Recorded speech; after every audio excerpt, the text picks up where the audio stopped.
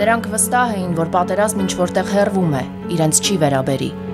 Նրանք չէին հավատում, որ տարիներով կողք-կողքի ապրելուց հետո հարևանը կդառնա թշնամի ու կացնով կսպանի իրենց։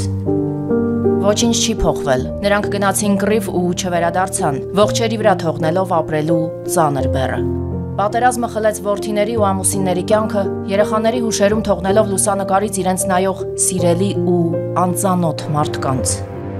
Նրանք կռանում ու փոքրանում էին, երբ լքում էին իրենց տունը։ Ոմանք չհաշտվելով կատարվածի հետ խենթացան, ոմանք ապրեցին։ 31 պատմվածք Արցախյան առաջին պատերազմի Բերդ քաղաքի մարդկանց զրկանքների, առօրյայի, ցավերի, մեծ հույսի ու ապրելու մասին։ Գիրք պատերազմից փրկվածների ու արհավիրքի զոհը դարձածների մասին։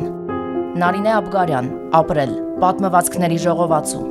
գրքի գլխավոր գործընկեր Argo Realty ընկերություն։